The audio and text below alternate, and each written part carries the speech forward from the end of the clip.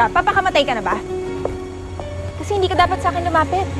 Hindi ako mamatay tao. Oo, pero hindi ibig sabihin nun, hindi ka masamang tao. Hindi naman talaga ako masamang tao eh. Vanessa, sumusobra ka na. Actually, alam mo, kulang pa. Wala kang karapatan. Ang kapal ang mukha. Aray! Ba't mo sinaktan si Inay? Ang kapal ang mukha mo! Aray! Wala kang karapatan sa si Inay! Sinampal-sampal mo pa siya! Sinampal-sampal mo siya! Walang hiya ka! Mira! Ang bait-bait sa'yo ni Inay! Mira, tama na! Tama na! Wag! Hindi, Inay! Alam mo, dapat turuan ng leksyon ng demonyong yan eh! Hindi! Huwag mo siyang sasaktan! Huwag mo sasaktan! Bakit, Nay? Pero sinaktan ka niya! Kaya dapat masaktan din siya! Hindi, anak! Hindi tamang nagsasakitan kayo! Hindi tama! Dahil magkapatid kayo! Anak, si Vanessa ang nawawala mong kakambal. Hindi. Imposible. Si Vanessa yung kapatid ko. Siya kapatid mo. Hindi ako nagsisinungaling sa'yo. Kailan ko lang din nalaman. At katulad mo, hindi rin ako makapaniwala. Siya ang nawawala mong kapatid. Kaya hindi kayo dapat nagsasakitan. Tayo ang totoong pamilya ni Vanessa. Pwede ba? Tumigil ka na nga, nakakasiwa na ako sa'yo. Vanessa, gusto kong Huwag ka magpaliwanag. lumapit sa akin!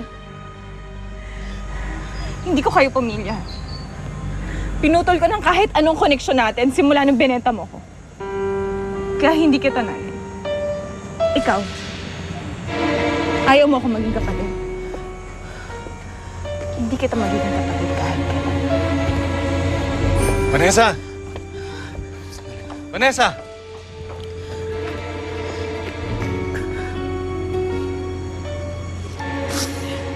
Kapatid ko si Vanessa.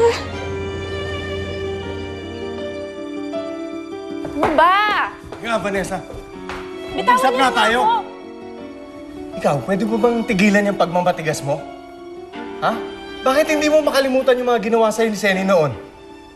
Hindi ka naman yung ginusto ipaampon na. O pero ginawa niya pa rin, di ba? Pinamigay niya ako, Dad. Lahat ng desisyon natin may consequence. Kaya itong galit ko sa kanila, consequence ng pagpamamigay nila sa akin. So you can't blame me for feeling this way. So habang buhay ka na lang magagalit sa kanya. Ang hirap sa'yo, nagpapakumbaba na yung nanay mo sa'yo eh. Bakit hindi mo na lang sila tanggapin? Ano ba, Dad? Alam mo, wala namang patutunguhan ito pinag-uusapan natin eh. Kahit kailan hindi ko sila tatanggapin. Kahit kailan hindi ko sila papatawarin. Kasi Dad, isa lang kinikilala kong pamilya, isa lang magulang ko, ikaw tsaka si Mommy.